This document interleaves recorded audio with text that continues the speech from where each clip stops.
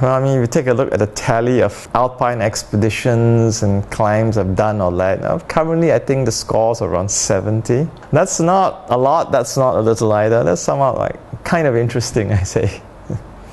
Mountaineering is essentially a pretty self-indulgent exercise. How it helps people is that if you come back to your ordinary life, if you find a way that you can somehow transfer some of the most powerful lessons in things like leadership, working in teams, perseverance and resilience, if you find some way that you can transfer some of these skills to other people, now that's something interesting. For the last 10 years, I've been fascinated about how do you not only tell an entertaining story for either a corporate or non-corporate organization, but how do you then transfer ideas, mindsets, skills, such that people who are not uniquely interested in mountain climbing can benefit from this. And so that's been my challenge. My challenge is how do you create programs, solutions for people to help improve their self-leadership and team leadership potential and skills that's not necessary to have to do anything to do with climbing.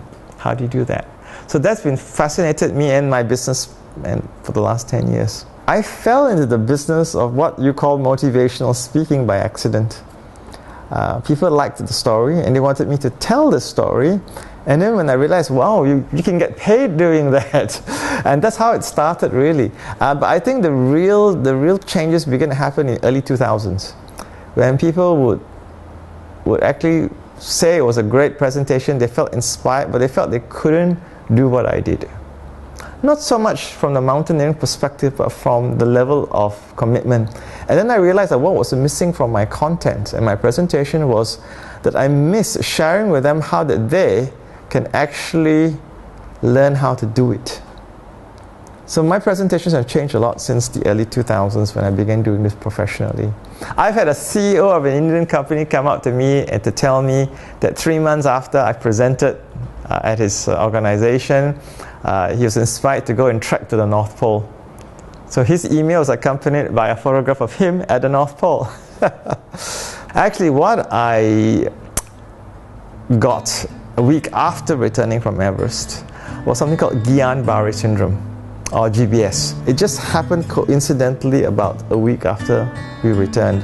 And what happens in Guillan-Barre syndrome is that your body's own immune system goes crazy for, again, sometimes unexplained reasons, attacks your nerves, destroys your nerves, and therefore renders you paralyzed. The good thing about Guillan-Barre syndrome is that it doesn't attack your central nervous system. So you can still see, hear, I mean basically you can still understand everything that's going on around you, but in my case, a very severe case, I lost the ability to move everything else. So I only could move my left eyelid. It didn't come immediately. Most Guillan-Barre syndrome victims will sustain anywhere between a few days of some curious symptoms to even 2 weeks before they need to be hospitalized. In my case, it was quite sudden. I think from the first onset of symptoms to when I admitted myself to the hospital was about 3 days. I remember it very well, but it was very strange that one day your left hand's working, the next day, it doesn't seem to be working, you know? And you think it's something very minor until you get into the hospital and then they tell you otherwise. Even if you're not 100% anymore, it doesn't mean you can't give 100% effort, and it doesn't mean you can't have a very rich, fulfilling, and very actually successful life. Having suffered such a great insult like that, you know, where you leave the hospital and your right leg no longer works below the knee, the left hand is only like 50% what it used to be, and basically there's a huge number of other permanent disabilities you have. And yes, there's a fear of getting back to climbing, but if you love climbing so much like I did, you'll find a way. You will always find some way back. You'll find a way to pick the right route such that your disabilities will not put you at such a severe disadvantage that climb becomes impossible. So what happens after that disability is that you begin to explore, at least for the first 3 years, a very interesting life of learning what's impossible and what's possible. And very often that line is blurred. It's never a clean line between what's possible and what's impossible. So I've enjoyed the last 15 years since becoming disabled, pushing that little line a little bit further every time. And every now and then you may fail on something, and then you know that you have crossed that line. But until then, you won't know. That's why you show me anybody who hasn't failed in anything in their life, and I'll show you an underachiever. I spent 6 months in hospital. After that, I spent about a year in doing physiotherapy and my own exercises. And eventually, I made a return to climbing at the end of 1999. And that was just on Kinabalu. And about 2-3 months later, I was in Argentina together with my partner, Wilfred, and we went on to climb Aconcagua. That's the highest mountain in North and South America. So that mountain is nearly 7,000 meters. And it's seen like 5 previous Singapore attempts without a lot of success. So that was the challenge we had in 2000. That was this is about 13 years ago. So that was a super climb actually, in which we not only succeeded, but we succeeded after one failed attempt as well. So that was an incredibly powerful emotional experience, getting back into climbing. I mean, now when I watch videos of me doing on that climb, I should never have been on that climb. You know, I was like wobbling left and right. You know, obviously there were a lot of deficiencies which hadn't been quite fixed yet. But you know, it's commitment, you know, strength of will that can do wonders sometimes. Both my legs below the knees have some weakness and disability. The right leg's the worst. The right leg below the knee basically doesn't really work. So everything moves up. It means you control your balance by using all the muscles in your hips or in your upper legs. The result of which, I think, as a very rough comparison, it takes about a third more energy to climb a particular obstacle or to climb a mountain than, say, compared to a normal person in that sense. I mean, you know, they say climbers never die, they just kind of fade away. You know, obviously the older you get, your obligations, your responsibilities change. And of course, physically too, there's some things you're just really not up to it. So I think I'll really stop when I feel that I'm going to be a passenger if I were to try this particular climb. But I think the interest will always be there. That means you then basically downshift. You find challenges in other forms of mountaineering. You can maybe climb mountains which are not so technical or desperate, but maybe challenge you in terms of the complexity of the route finding, or the complexity of the planning. Or maybe it's a mountain which requires much more endurance rather than just pure gymnastic or technical ability. So in fact, ever since I became disabled, I look at those kind of mountain climbs with a bit more interest. Because obviously there are certain mountain climbs that I used to like doing, or hope to have done, but now it's quite impossible because of my disabilities. Well, something like the famous the Cerro Torre in Patagonia, which is like this sheer vertical spike of rock, just over 3,000 meters. I would have loved to have done that climb, and maybe at some time in my life, if I was even good enough, but that climb just totally way beyond me.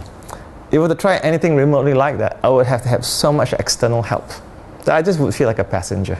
So for me, the quality of the achievement has to be tempered by what I call the quality of the experience. So let's say you want to climb mountain X, that's a very famous, challenging mountain. If you do it, I mean, the cocktail party bragging rights could be significant, and the quality achievement could be significant, but what's the quality of the experience? For me, that includes the style in which you climb the mountain, in terms of how much aid did you need in order to do so. Who do you climb with? Were they all like paid professionals, or were they a bunch of trusted friends? Do you do it with all the values that you hold dear to climbing? That means the self-determination, the judgment that's required, or were you in an environment that was packed with 500 climbers all queuing up, you know, to get to the same toilet kind of thing? I mean, by the way, Everest is getting like that. So I'm just saying that the quality of the experience, to me these days, is as important and much more important than the quality of the achievement sometimes. Because for some reason, if you can't get to the top of the mountain, what else can you show for it? And this is where the quality of the experience is so important. But the best example that springs to mind about when the quality experience is superb, but the quality achievement was a bit lacking, was my second Everest climb in 2001. This is where we came together as a very small team to try to climb Everest by the more difficult North Ridge. And for like every 5 people who climb it from the south side, only 1 does it from the north side. So this was simply raising the bar and the standards, and we didn't succeed. There was no second attempt because we were a very small team. Health wasn't so great most of the time, but in terms of the values we shared, the principles we shared, and how we related with each other and engaged with each other. I think that team in 2001 was a better team than the one I had in 1998, where we did get 2 people to the very top. So that's a classic example. By the way, that climb in 2001, we are still keep in touch. We still have regular dinners, and it's been like 12 years since. Well, the Guillan-Barre climb was kind of interesting because I have done a number of climbs in which during the climb, I was out climbing people who did not have a disability. It just goes to show that, there's that line between the possible and the not so possible, and sometimes you don't know where that line is unless you keep pushing that. So the last climb I did a month ago, which was to try and climb Guillan-Barre in a single day, that was a very interesting exercise because most of the time when you do something as hard as that, you have a number of days building up to it. So for a mountain climb, you put up a camp, you'll do some exploration, you'll acclimatize, and then finally after a few days you might make an attempt at the summit. That period can be a matter of several days or even several weeks, say on Everest. But in this case, it wasn't the case. It just got to the mountain and started climbing straight away to the very top. And yes, it was hard. And yes, true, I overtook a lot of people who were able-bodied. Guillan-Barre in a day sort of challenge was also kind of involved a fundraiser, and that's to raise money for the Society for the Physically Disabled. I've been supporting their causes and the organization for 14 years now. That's a very good question. I never answered this. First of all, I've never actively sought help from like any charities. I can't recall ever sought any help from any charities to do mountain climbs. Because when I look at my condition, of course, I've got a leg that doesn't work below the knee and some other deficits.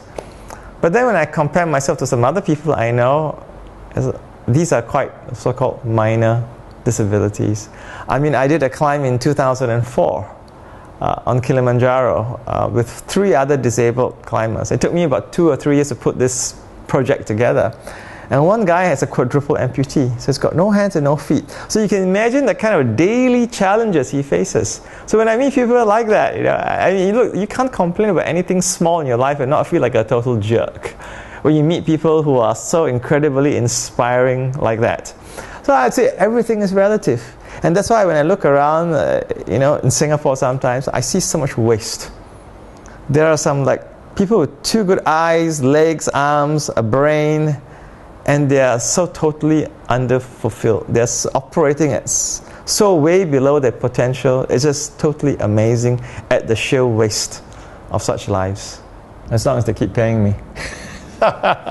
No, seriously. I believe if you're getting tired of what you're doing, something's wrong somewhere. It's either with you or with how you're doing it. Sometimes nothing has changed except maybe you need to have a refresh. You need to switch off and reboot. Sometimes actually coming back from a mountaineering expedition is so good.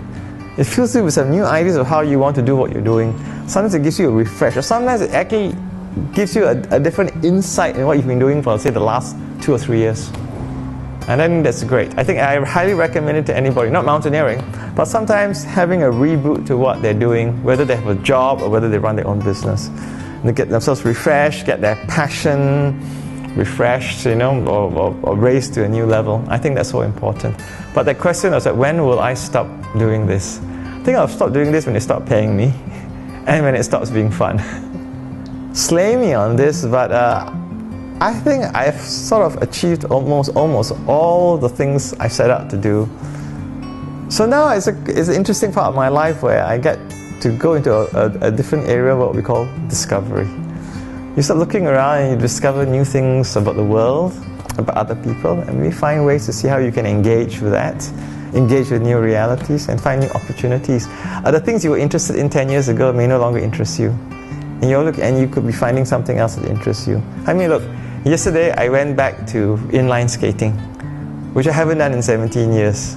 So again, it's a huge learning curve, and I have a very sore bottom because of that, because of all the falling down.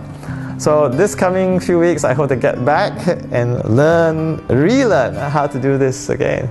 Isn't that fun? Right? Breakfast Network.